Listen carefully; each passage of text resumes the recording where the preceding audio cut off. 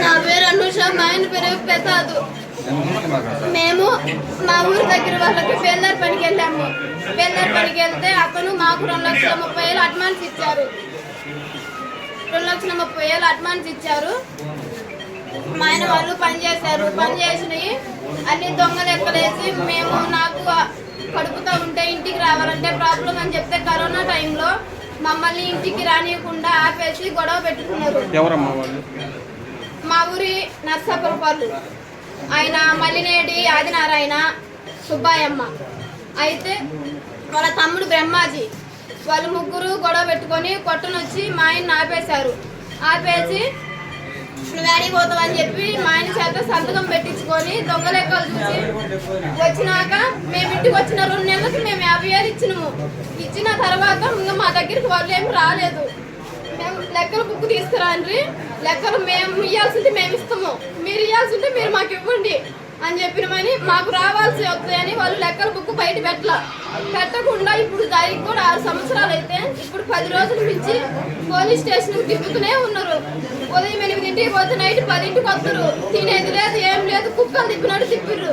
మేము ఎందుకు రావాలి ఏంటి సార్ అంటే, ఏంద్ర నువ్వు మాట్లాడేది, నువ్వు డబ్బులు కట్టాలి కదా అని మరి కూడా ఎస్ఐ గారు అని ఆ మాట అన్నాక మేమేం బాకీ లేము సార్ అంటే, ఏంద్ర నువ్వు మాట్లాడేది, నువ్వు ఇవ్వాల్సిందే, నువ్వు నాకు ఇప్పియాల వాళ్ళు అని అన్నారు అని చేశారు. దీనికి అంతటి కారణం మళ్ళీ నేడు రవణయ్య.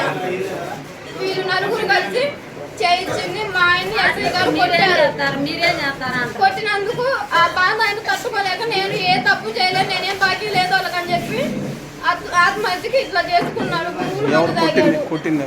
ఎస్ఐ మరి కూడా ఎస్ఐ రమేష్. నా భక్తి ఇట్లా అవ్వడానికి కారణం ఎస్ఐ గారే. ఏ కారణం లేకుండా ఎందుకు కొట్టాలి, డబ్బులు ఇవ్వాలన్నప్పుడు మేము లేవని చెప్తున్నాం. లేవన్నప్పుడు కోర్టుకి అయింది సార్ అని నేను వెళ్ళి మాట్లాడాను. ఎందుకు మాట్లాడేదమ్మా, ఏం మాట్లాడుతున్నావు అని నన్ను అట్లా మాట్లాడిండు. కాబట్టి మాకు ఏదో న్యాయం చేయాలి. నేను ఈ పిల్లల్ని తీసుకొని నేను ఆడికి పోవాలి, నా భర్తకు ఏదన్నా అయితే నేను ఎవరింటికి పోవాలి, నా దిక్కేంది, అది నాకు న్యాయం కావాలి. ఎస్ఐ గారు ఎందుకు కొట్టాలి నా భర్తని, ఏం తప్పు ఉందని నాకు న్యాయం చేయండి. అది ఈ రాష్ట్రంలో జరుగుతున్నటువంటి పోలీసుల అరాచక పరిపాలనకు, పోలీసుల దౌర్జన్యకాండకు ఏకపక్షంగా పోలీసులు కూటమి ప్రభుత్వ నాయకులకు ఒత్తాసు పలికి బడుగు బలహీన వర్గాల్ని అణిచివేస్తున్నటువంటి సంఘటనలకు మరొక ఉదాహరణ మర్రిపూడి మండలం నర్సాపురం గార్లపేట పంచాయతీల్లో ఒక నిండు ప్రాణం చావు బతుకుల మీద కొట్టుమిట్టాడుతున్నటువంటి పరిస్థితి ఈరోజు మనం చూస్తూ ఉన్నాం. వివరాల్లోకి వెళ్తే ప్రసాద్ అనే వ్యక్తి ఎప్పుడో 6 సంవత్సరాల క్రితం మరి అగ్రవర్ణాలకు ముఖ్యంగా తెలుగుదేశం పార్టీ నాయకులకు బాకీ పడ్డానని చెప్పి పోలీసు వారు 6 సంవత్సరాల క్రితం ఉన్నటువంటి కేసును తవ్వి గత 15 సంవత్సరాలుగా 15 రోజుల నుంచి ఈ ప్రసాద్ వారి కుటుంబాన్ని, వారి కుటుంబ సభ్యుల్ని, వారి బామర్దులందరినీ కూడా ఈ భువనం ప్రసాద్ అనే వ్యక్తి మరి వాళ్ళ తమ్ముళ్ళని అందరినీ స్టేషన్కు పిలిపించి పదే హింసించి పొద్దున్నే తీసుకొస్తే పొద్దున్న నుంచి సాయంత్రం వరకు కూర్చోబెట్టడం. ఎప్పుడో 6 సంవత్సరాల క్రితం వాళ్ళకి 2.5 లక్షల రూపాయలు బాకీ ఉన్నాం, ఆ బాకీ తీర్చమని ఒత్తిడి చేయడం.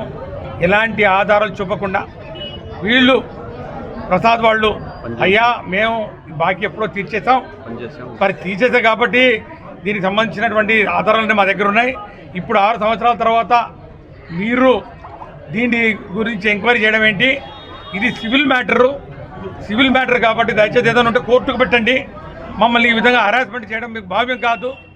నాకు 2 ఆడపిల్లలు ఉన్నారు, సన్న పిల్లలు ఉన్నారు, నన్ను ఈ విధంగా అవమానకరంగా రోజు పోలీస్ స్టేషన్కి పిలుచుకొచ్చి సాయంత్రం వరకు కూర్చోబెట్టి రాత్రి పంపించడం ఇది కరెక్ట్ కాదు, ఇంట్లో నా భార్య ఒక్కతే ఉందని చెప్పి కాళ్ళ వేళ్ళ ప్రాధాయపడినా కూడా మర్రిపూడి మండల ఎస్ఐకి కనికరం రాలేదు. మరిప్పుడు ఎస్ఐ కేవలం మంత్రి గారు, మరి కొండేపి నియోజకవర్గ శాసనసభ్యులు, మరి సాంఘిక సంక్షేమ మంత్రి గారు మరి ప్రోద్బలంతో మరి వారు చెప్పారు కాబట్టి నేను వారిని సంతోషపరచాలి, వాళ్ళని ప్రసన్నం చేసుకోవాలి, నా పోస్టింగ్ ఇక్కడ కాపాడుకోవాలి అని ఏకైక ఉద్దేశంతో ఈ భువనం ప్రసాద్ అతన్ని విచక్షణ రహితంగా 15 రోజుల పాటు తిప్పించుకున్న తర్వాత 15వ తారీఖున ఏప్రిల్ 15వ తారీఖు రాత్రిన బెల్ట్ తీసుకుని విచక్షణ రహితంగా కొడితే ఆ బాధలు కాకుండా జరిగిన అవమానానికి తట్టుకోలేక భువనం ప్రసాద్ అనే అతను పురుగుల మందు, గడ్డి మందు తాగి ఆత్మహత్యకు పాల్పడినటువంటి పరిస్థితి ఈరోజు మనం చూస్తా ఉన్నాం. ఈరోజు నేను హాస్పిటల్, ఈ యొక్క శంకరయ్య హాస్పిటల్కు రావడం జరిగింది, మల్లికార్జున హాస్పిటల్కు రావడం జరిగింది. హాస్పిటల్లో డాక్టర్ని మరి విచారిస్తే ఇంకా ప్రమాదం నుంచి బయటపడలేదు. మరి ఆయన ఈ మిథైల్ అసిటలిన్ అనే గడ్డి మందులు మరి సేవించడం మాత్రం జరిగింది. మరి ట్రీట్మెంట్లో ఉన్నారని చెప్పడం జరుగుతూ ఉంది. ఆయన పరిస్థితి ఇంకా విషమంగానే ఉన్నటువంటి పరిస్థితి మనం చూస్తూ ఉన్నాం. నేను ఒకటే డిమాండ్ చేస్తూ ఉన్నాను, ఇలాంటి పోలీస్ అధికారులు కేవలం మంత్రులు చెప్తాను, అధికార పక్షం నాయకులు, తెలుగుదేశం పార్టీ నాయకులు చెప్తేనో దౌర్జన్యంగా రాజ్యాంగబద్ధంగా వారు పరిపాలన చేయాల్సింది మర్చిపోయి పోలీసు కాకి బట్టలను అడ్డంగా పెట్టుకొని, వ్యవస్థను అడ్డంగా పెట్టుకొని ఈ విధంగా బడుగు బలహీన వర్గాల ప్రాణాలను తీసే అధికారం వాళ్ళకి ఎవరిచ్చారు అని చెప్పి నేను ప్రశ్నిస్తూ ఉన్నాను. తక్షణమే ఎస్పీ గారు, ప్రకాశం జిల్లా గారు ఎస్పీ గారిని మేము డిమాండ్ చేస్తున్నాం, దీని మీద ఎంక్వైరీ చేయాలి. బాధితులు అయితే ఎవరైతే ఉన్నారో వారి మీద చర్య తీసుకోవాలి. ముఖ్యంగా మర్రిపూడి ఎస్ఐ ఇది మొదటిసారి కాదు, పదే పదే ఇలాంటి సంఘటనలు అక్కడ చోటు చేసుకుంటున్నటువంటి పరిస్థితి.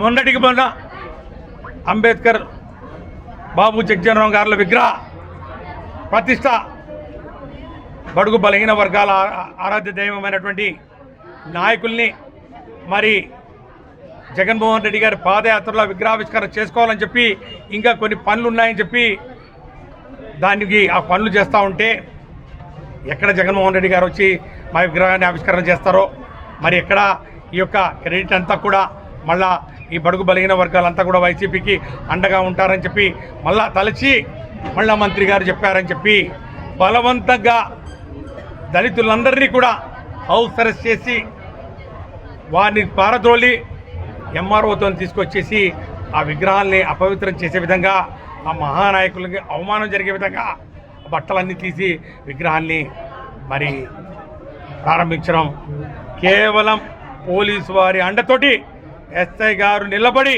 ఈ కార్యక్రమం చేశారు. రాజ్యాంగ విరుద్ధంగా ఇలాంటి కార్యక్రమాలు అనేకంగా చేస్తూ ఉన్నారు. కాబట్టి ఈరోజు ఎస్పీ గారిని మేము మరి అడుగుతూ ఉన్నాం, తక్షణమే దీని మీద ఎంక్వైరీ జరగాలి. ఆర్డీఓ ఎంక్వైరీ జరిపి డివిజనల్ మ్యాజిస్ట్రేట్ ఎంక్వైరీతో పోలీసు వారి మీద చర్య తీసుకోవాలి, బాధితుడికి న్యాయం చేయాలి.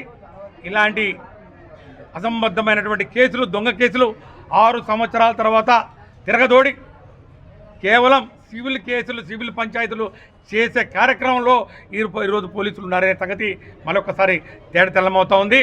కాబట్టి ఇప్పటికైనా కానీ పోలీసు వారు, డీజీపీ గారిని కూడా మేము హెచ్చరిస్తున్నాం, దయచేసి పోలీసు వ్యవస్థను గాడిలో పెట్టండి. పోలీసు వారు ఒక పార్టీ వారికి కొమ్ము కాయడం కరెక్ట్ కాదు. సమాన న్యాయం చేయండి. రెడ్ బుక్ రాజ్యాంగాన్ని పక్కన పెట్టండి. ప్రజాస్వామ్య పరంగా ప్రజలకు న్యాయం చేసినప్పుడే మీరు ప్రజల మన్ననలు పొందుతారు. అంతే తప్ప అధికారంలో ఉన్నారు కాబట్టి అధికారులకు ఒత్తాసు పలకడం కాదు. మీకు ప్రభుత్వం మరి ఈరోజు జీతాలు ఇస్తూ ఉంది. మరి మీకు 30 సంవత్సరాలు ఆ ఉద్యోగంలో ఉంటారు కాబట్టి ప్రభుత్వాలు వస్తాయి పోతాయి. కానీ ఈ విధంగా బడుగు బలహీన వర్గాల మీద మీ దౌర్జన్యం కింద ప్రదర్శిస్తే ఖచ్చితంగా మేము న్యాయస్థానం తలుపులు తడతాం, జ్యుడిషియల్ ఎంక్వైరీ చేపిస్తాం.